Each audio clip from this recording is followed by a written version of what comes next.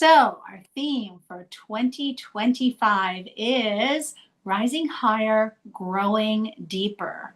And the title of our talk, I'm sorry, let me go to our July theme. So, our theme for the month of July is Rolling in the Deep. And if you've been a regular viewer, I've been talking about this. I'm so excited. Our theme for today is Breathe Shark Week. And for those of you who tuned in early, we've been having a really fun discussion about our memories of the movie Jaws. It's been very entertaining and really some honest discussion.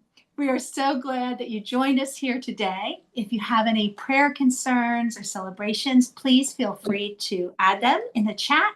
And Reverend Melinda will include those later after our message today when we do our prayer portion of our service, which we call spiritual mind treatment. And that's a form of affirmative prayer.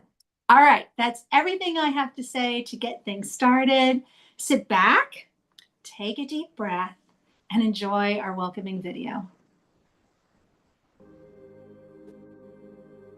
Please join us as we create our sacred space. We set our intentions of deepening into our awareness and practice of our 5 pillars of spiritual living by lighting this candle in our virtual world. Our first pillar is sacred study, represented by the divine quality of truth. We use this pillar to recognize the importance of an open mind and the power of our minds. The second pillar is affirmative prayer, represented by the divine quality power.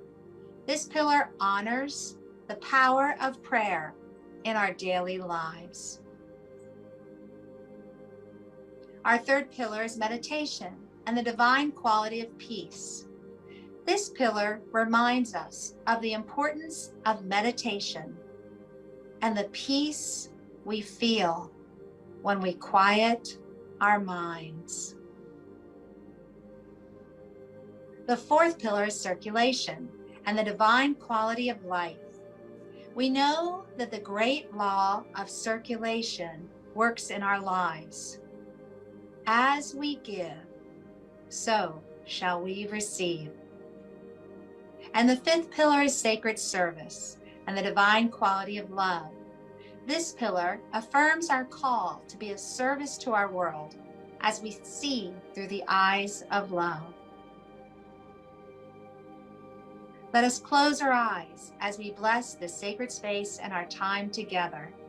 As we weave each of these pillars of spiritual living into our service today, may they deepen our own spiritual practices of study, prayer, meditation, circulation, and service, expanding our minds and our hearts to the 5 divine qualities of truth, power, peace, life, and love.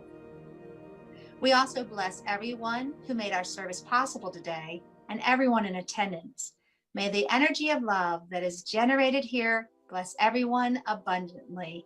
And so it is.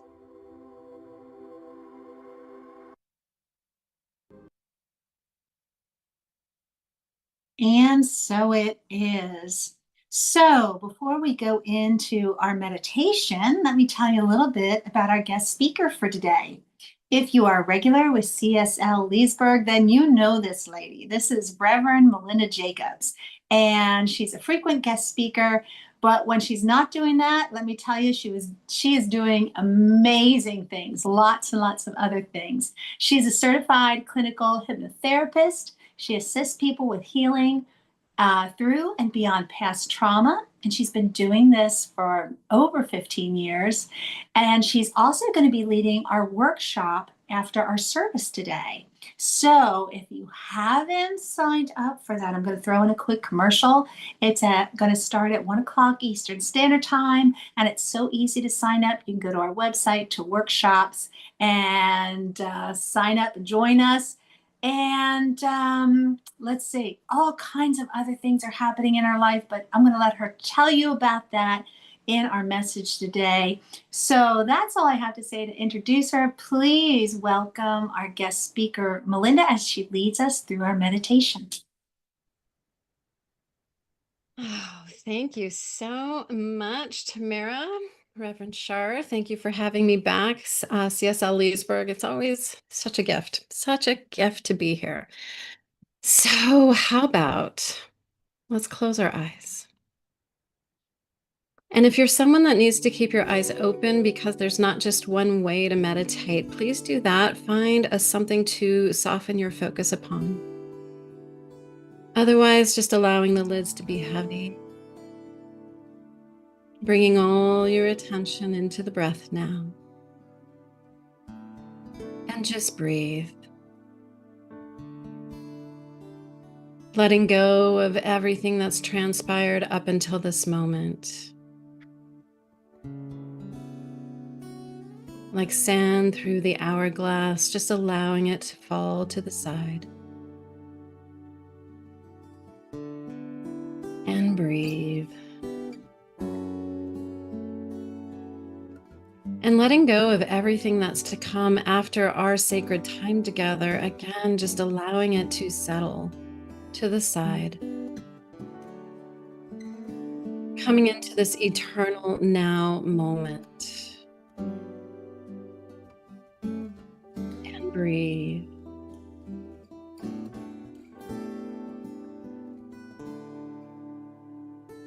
I want to invite you to tune in to the center of the earth.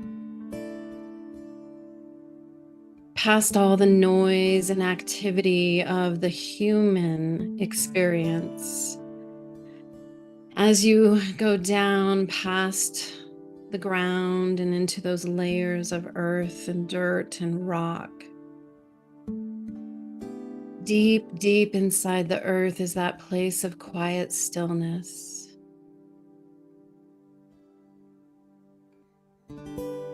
So easy to get caught up in all the busyness of what's happening, that we forget that deep within our own center, just like the earth, is that peace, that stillness.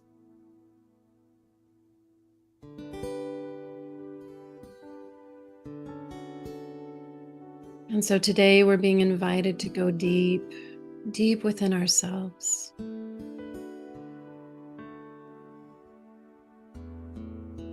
And to feel that connection and that calm, we may need to take our attention deep into the earth to remind us of the stillness that lives within.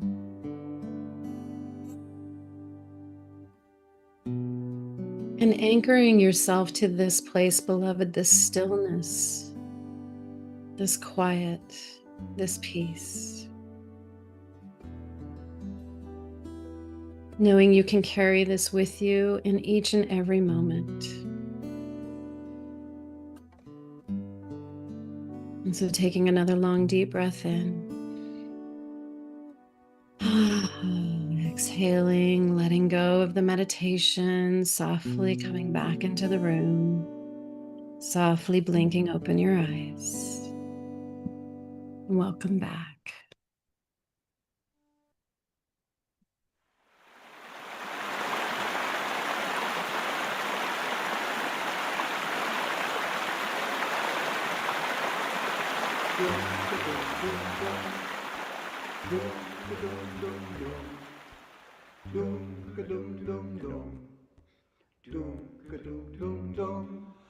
The river is a healer, the river is a sage.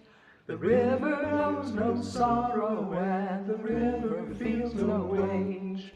The river is a teacher every single day. It's living in the moment and it always finds the way.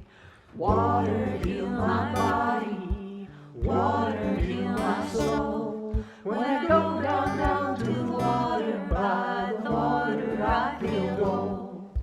The river calls me over, it's calling out my name.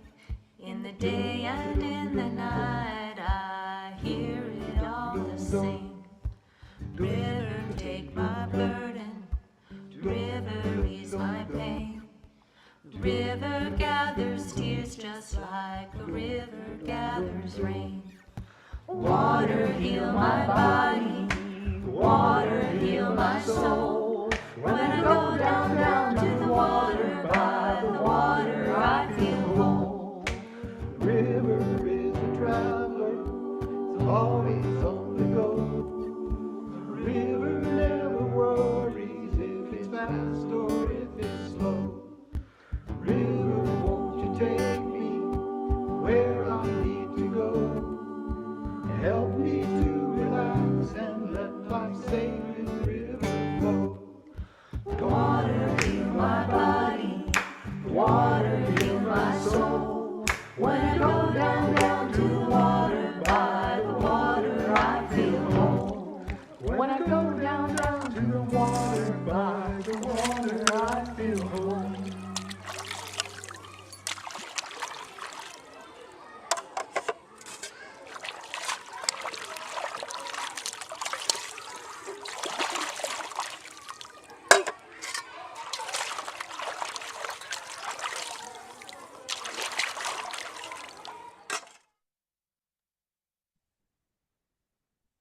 Oh, well, wasn't that just beautiful and perfect? One of my favorite things is to look to nature to educate me, to teach me, to show me how to be.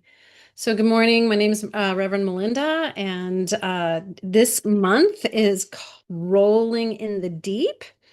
And today is our topic is Breathe Shark Week. When I first saw this theme when I was reviewing and creating this talk, I just giggle. I thought that was so cute. And I'm going to start with the marketing teaser because they give us these little things to kind of get people's interest. But I think it's really interesting to really take this in. How can you outgrow the limits that do not protect you? So I want to start right there, is to recognize that what we hold and the limits that we hold, we perceive them as somehow keeping us safe, protecting us in some way. In the work that I do with clients through hypnotherapy, there is this beautiful question when there's resistance of releasing something is this protecting you in some way? And to begin to look at the things that we hold so near and dear to our hearts, our beliefs, and to start questioning them. It's going to be a big part of what we talk about today. So the reading is this. This comes from Alexi Pauline Gumbs from her book Undrowned, Black Feminist Lessons from Marine Mammals. You're welcome. This is what the young black tip reef shark, who came right up to the shore and accompanied me on the rest of my walk, said. What are you doing here? I asked in return. Everyone knows I'm writing about marine mammals, not sharks. And is this even part of your range? She took a deep breath underwater. I was jealous. Maybe I do need gills, I thought, but I didn't say. First of all, she said, that's no way to greet a requiem shark. Do you know who my cousins are? Good point. Tiger shark and them, some of the baddest. But by how she rolled her eyes, I could tell she wasn't exactly making a threat. Was I making the wrong assumption? Much respect, I said at last. What was that? The surf is loud. You know my ears are embedded. Much respect, I repeated. Much respect. Shark of live birth who breathes underwater, born whole in yourself in the color of sand, guardian of the reef with your beautiful black edges, breaching brown genius, brave even among sharks. That you show yourself ever is a gift to the sky. That you showed yourself to me is more than can be expected. I am at your service. I am in your debt. What can I offer? Okay, that's more like it. May you please soon outgrow those limits that do nothing to protect you. And just breathe that in. Again, that's from Alexi Pauline Gumbs' Undrowned, Black Feminist Lessons from Marine Mammals. I think that story is just so incredibly beautiful in so many ways, in that there is this recognition of how we hold our own judgments, our own biases, and live through them. We perceive the world incorrectly. Course of Miracles, in the very few weeks of lessons, teaches us how to undo our perceptions, to look at an object and say to myself, "This means nothing to me," begins to undo all the meaning I've assigned to it. And the only way we experience the world is through the meaning that we've assigned to things, to people, to situations, to circumstance, right? Ernest Holmes, from his book, This Thing Called You, teaches that we should celebrate our unique existence no matter what others think. No small, task there. Ernest says, you exist so that divine feeling, fire, imagination, and creativity may be expressed through you. The spirit comes to you with a new and fresh creativity. You need not ask what others have done or how they have done it. Be yourself and express life as you find it. Never imitate. And that was from Ernest Holmes. Never imitate. Can we even fathom living a life so purely authentic that we're not imitating anything or anyone? I know I've spoken with you collectively a number of times about being autistic, and that's how I learned to survive. And it's not just because I have autism. Most people imitate as a way of feeling accepted, as a way of looking to outside of themselves for what's expected, what's normal, what are the customs here. I know when I travel, I will buy a whole book that will tell me about the customs and the traditions and the morals of the culture that I'm about to step into, so that I don't offend, so that I don't stick out. I went to the Maldives. I'll be talking about this one a lot because I was diving with sharks. And one of the things I didn't quite take fully to heart is that the Maldives is pretty heavily Muslim, which means women do not show their shoulders, show their arms, show their legs, even when they're going to the beach. And I came out of my room with a sarong around my waist and a bikini top. And the look on the concierge's face was enough to tell me, whoops. and and I apologized, and I immediately went and got a cover up, and just to walk from the hotel to the beach, which was literally across the street, like that was not okay. And so we are taught ways to fit in. We are taught ways to mimic social media. I mean, the pressure to look a particular way, it just screams at us. And so to come back to this beautiful quote by Ernest and hear the words, be yourself and express life as you find it, never imitate, like that in itself seems like a whole lot of unwinding, right? So we have some things that the sharks are going to teach us today. And we're going to start with this idea that sharks are often misunderstood. They're depicted as dangerous and menacing. They're actually magnificent. They are amazing. And they're a vital part of the interconnected web of life. The black tip reef shark is found all around the world along the coastlines of the Pacific Ocean. And although they inhabit a large range, they tend to stay close to home, They're kind of known as homebodies, which means they're, they don't wander. Like they root themselves. And when we think of sharks, we think of them out there alone and all by themselves. They're also considered a keystone species, and they're vital for maintaining other species within their ecosystem, which again, I mean, before our call today, we were laughing about the impact the movie Jaws had on each and every one of us, because we were all, in our youth at the time when that movie came out. And to think of the shark as keystone, vital for maintaining their ecosystem, like that kind of goes against this idea that all they do is eat everything in sight. And that's not true. They're agile swimmers. They're known as chameleons. They have an ability to camouflage themselves to avoid predators.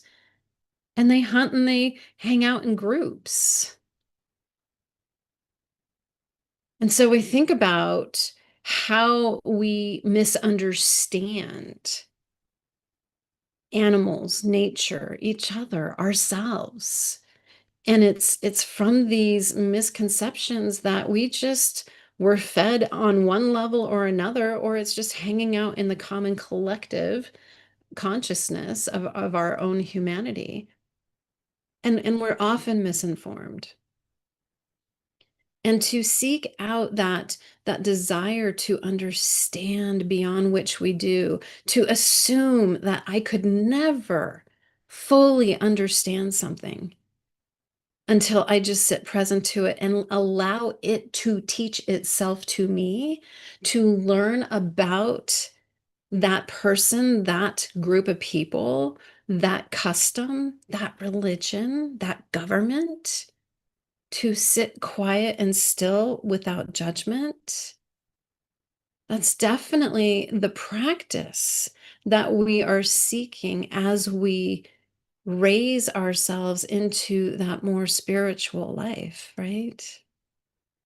Again, it's easy to just say, yeah, just don't imitate, just sit quietly without judgment. I understand that that's a lot harder.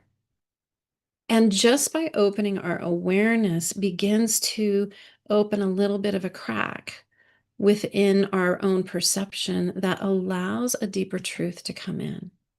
Yeah. The second point that the sharks are here to teach us is to surround yourself in loving community. In her book, Undrowned, Alexis Pauline Gumbs refers to lies about sharks that humans have used to justify their own violence and alienation. I'm going to read that again because I was saying to Reverend Charlene today, I'm having a hard time with what's happening right now.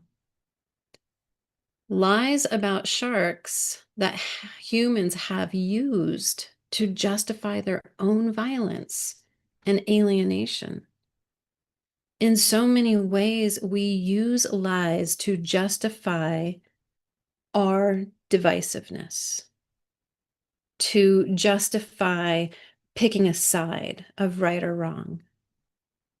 So much of that is going on right now.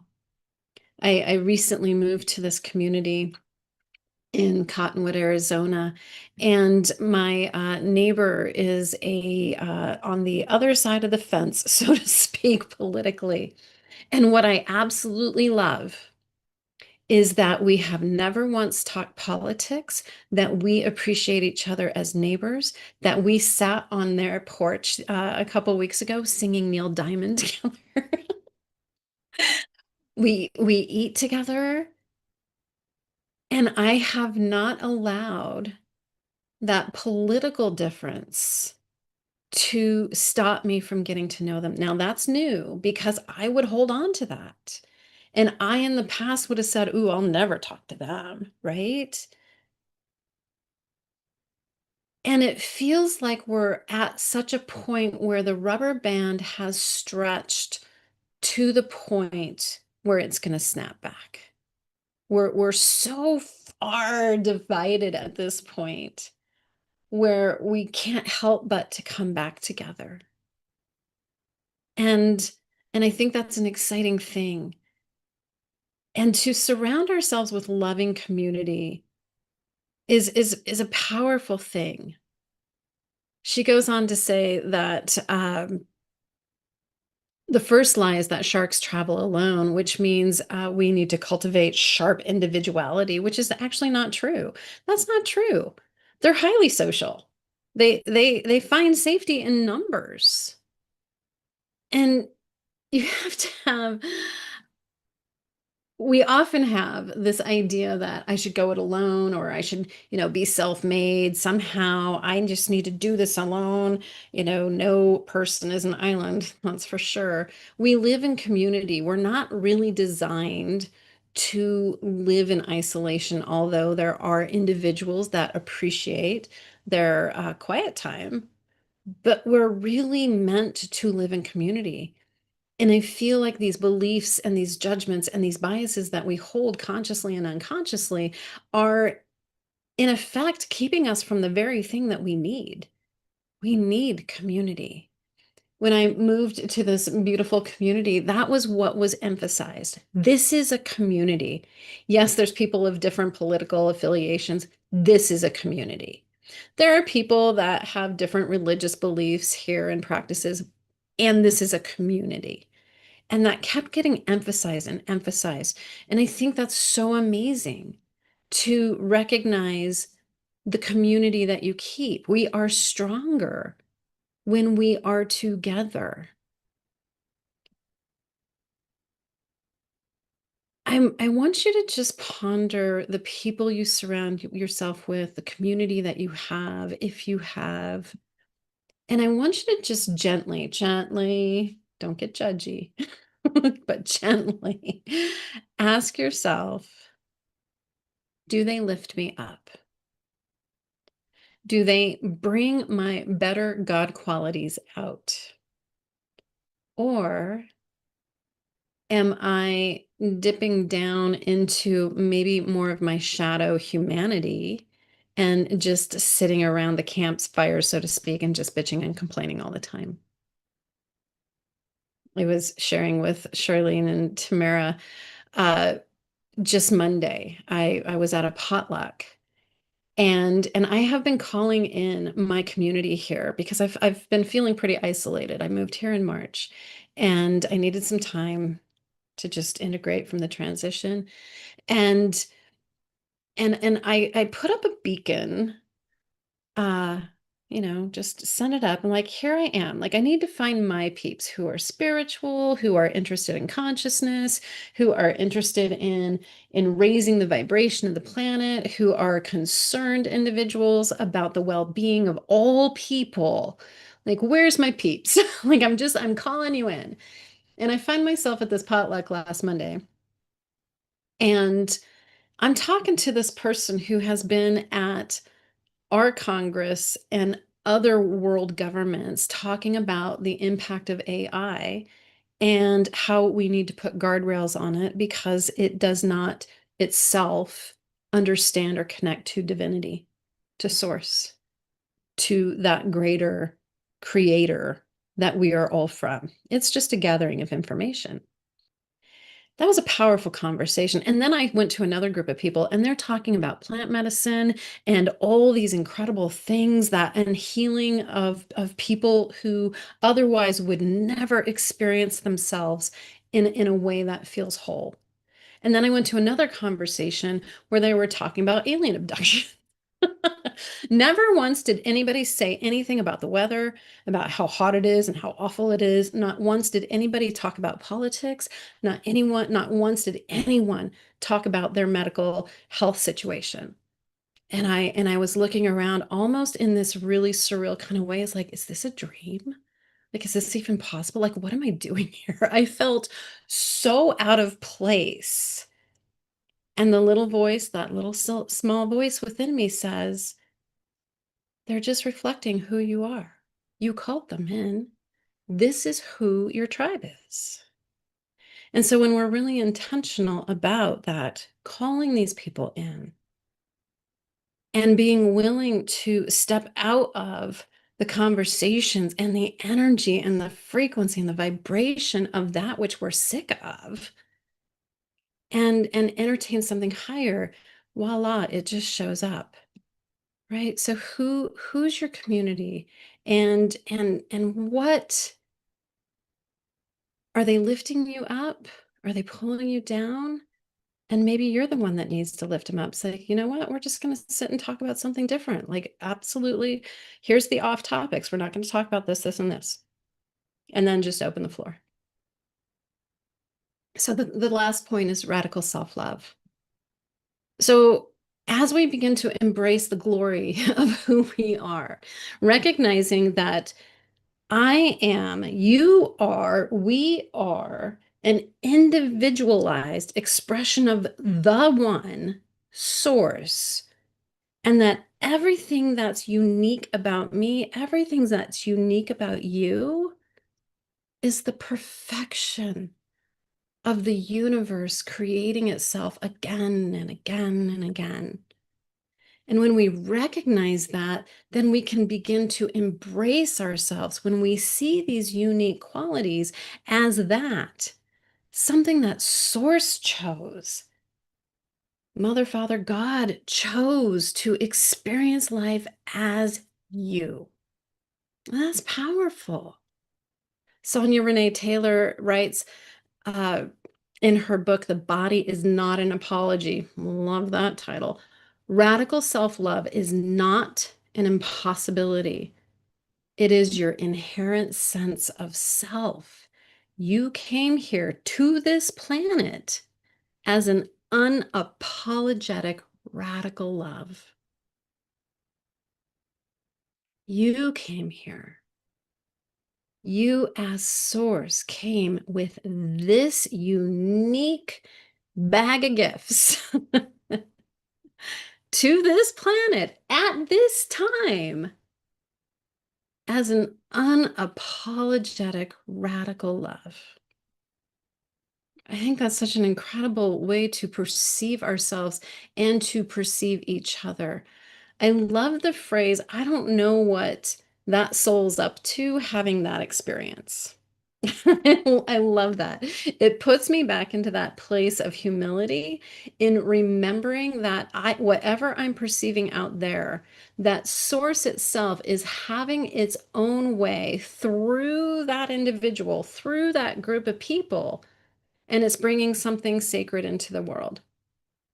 Please follow me on social. Every once in a while, I get a little spiritual. I get a little, I get a little poetic. And yesterday, I saw my cats, and my younger cat was snuggled into the chest of my older cat, and there was just such this holding of that little younger cat, and I'm like, oh, that's how I feel right now.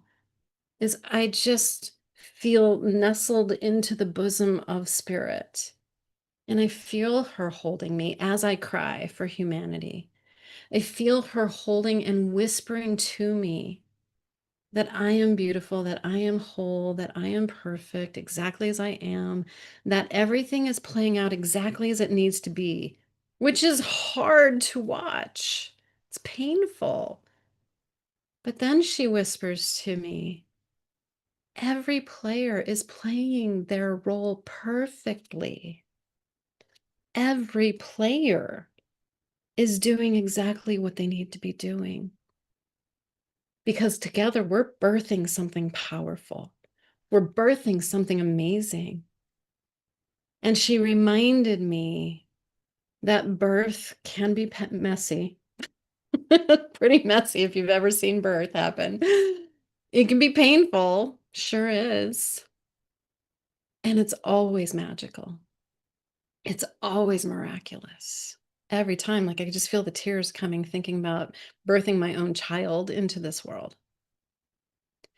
And so when I think about this idea of radical self-love, I really have to go to that place where I feel the sacred, the holy, holding me, loving me unconditionally for all that I am, as if the divine is teaching me how to love myself. And as I learn to do that, I can learn to accept other people as well.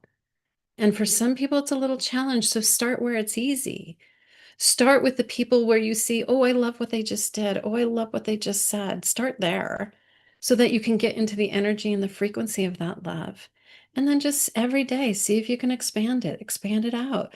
Find something that's a little challenging to love and maybe look at it from that lens of, I don't know what that soul's up to. I don't know what spirit's up to doing that, looking like that, believing that. But somehow I'm going to choose to recognize spirit is there too. I think that is a very helpful way to move into the challenges that today holds. To live a life of radical self-love means we must question all the ways we have learned to hide ourselves, to not trust our intuition, to fear others, because that is what we have been told to do. And Taylor goes on to write that to live a life of radical self-love demands that we look unflinchingly at our current set of beliefs about ourselves and the world and get willing to explore them. She calls this act being fear-facing. The beliefs I held about living in a manufactured home, the beliefs I held about people who are older living in a 55 plus community were BS, just so awful. And I'm still slightly challenged, but I'm learning to recognize, oh, that's just a belief. And just because it's a belief doesn't make it mean it's true. Beliefs are not facts. They're just something that we have told ourselves again and again and again.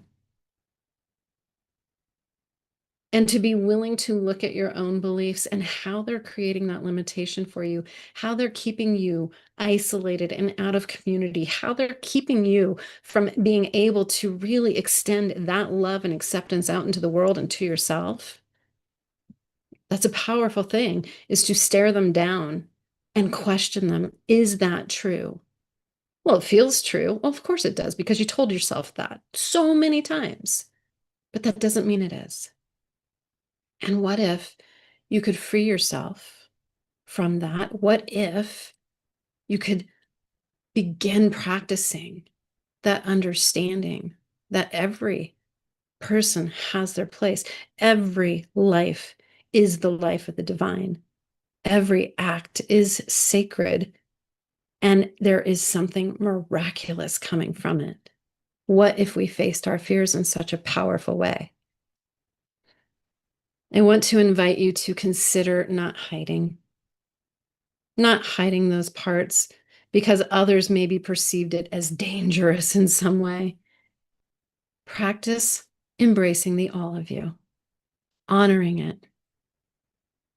Gums writes, what a celebration when we realize that our survival need not make us into monsters. When we forgive ourselves for shredding what could never even hurt us. When we evolve in our assignment of brave, guardian vulnerability, we have wondered at the sharpness of teeth, glorified the extremes of alienation. We have fetishized, I have a hard time with this word. We have fetishized exactly what we fear, meaning we're obsessed with it, but we're afraid of it. And now we are here to notice the miracle that was there all the time. So, beloveds, please get curious about yourself and about others. I want you to look into places that scare you. I want you to dive beneath your preconceived notions.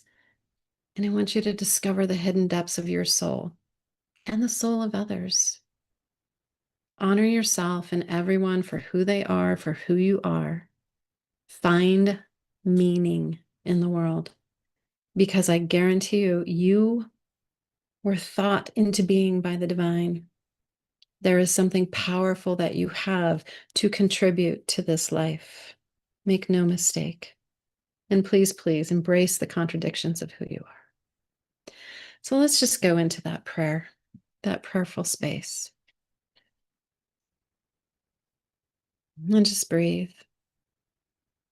So, our affirmative prayer is to recognize that there is just one life, and we are all part of that one life, that there is no separation. That sacred, that holy is in, through, and around all things, all present, all aware, all time, all powerful. In this moment, in every place, in every situation. And we recognize that we are such an integral part of that. We are part of the living, breathing fabric of life itself, that there is no separation.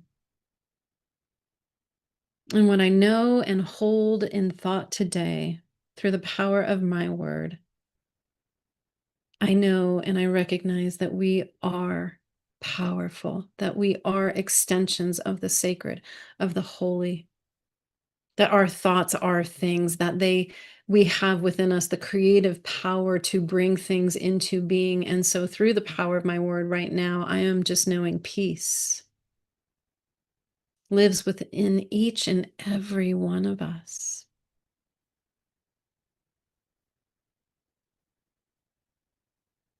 I know, I recognize that our body temples hold the imprint of living in that harmonious way with each other and with our environment.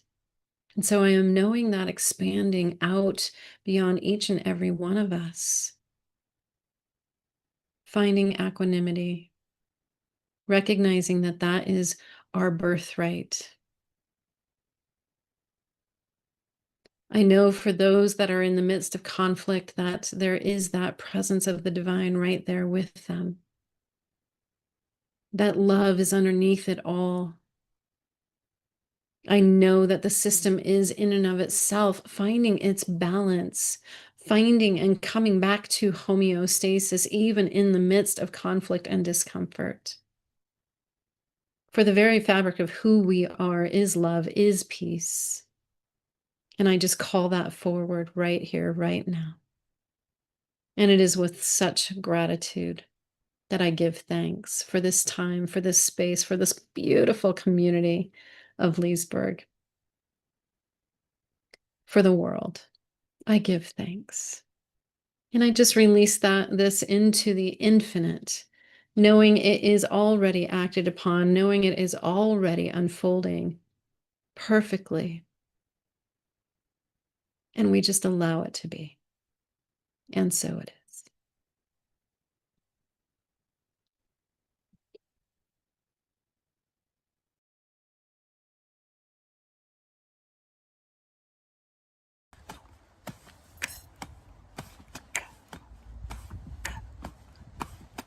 If you're looking for a cure, come to Sister Water. Precious, sacred, so pure. Come to Sister Water. Come down to the water. Down to the water. Down to the water. Come to Sister Water.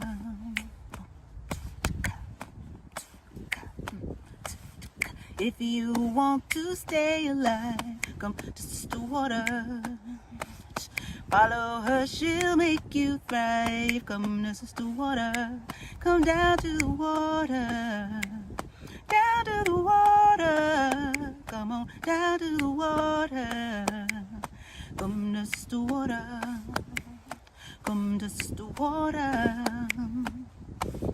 Don't you buy no wicked lies. Come to Sister Water. We all rely on earth and sky and sacred Sister Water. Come down to the water. Down to the water. Come on, down to the water. Come to Sister Water. Come to Sister Water. Come on, down to Sister Water.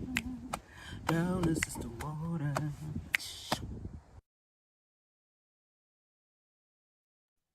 Woo, oh my goodness gracious. Thank you so much, Reverend Melinda. Oh my goodness, what a wonderful, wonderful talk. And we loved our music from Leah.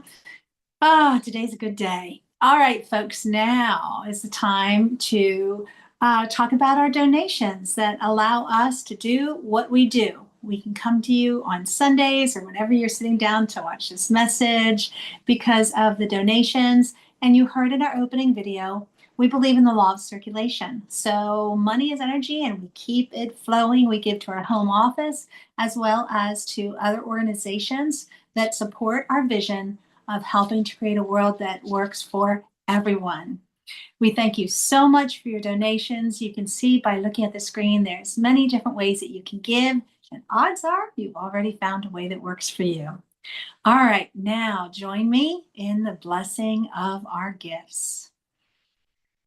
The presence of spirit within me blesses everyone I meet, tends to heal everything I touch, brings gladness into the life of everyone I contact.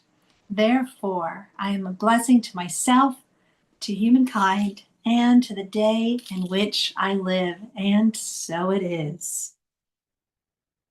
And now it's time for announcements. So we are starting a new class and it will be on Saturday afternoons starting on July 19th. So you have time to sign up, but it's starting next week. It will be from 1 o'clock to 3:30 Eastern Standard Time. And we'll do this through Zoom. And it's called Change Your Thinking, Change Your Life. We just completed one of these classes. It was absolutely amazing. It was so much fun to get together, to get to know people who have signed on for the class, and also to see the transformations that happen. In the first class, you talk about what do I want to change? What aspect of my life do I want to change? And in the last class, we share how has your life improved? How have you changed your thinking and changed your life? So this is a journey of transformation. It's only 6 weeks. It's on Saturdays. It starts next Saturday. Go to our website, look under events, and you can sign up for this very, very exciting class. And today, you heard my little commercial at the start of our service today. Reverend Melinda, she was with us today for our service, but she's going to come back at 1 o'clock Eastern Standard Time, and she's going to lead a special workshop called Letting Go, Letting In. And this is a visioning journey with the divine. So you can identify what no longer serves you, discover what your heart truly desires. Listen for Spirit's highest vision for your life and awaken the innate gifts that are uniquely yours. So that's going to be after our service today. The cost is $44, but 30% of it goes right back to CSL Leesburg. Please sign on if you haven't done so already. I have, and I cannot wait because I don't know about you, but I feel like I just can't get enough of Reverend Melinda. She has such a beautiful voice. She has such a wonderful energy about her.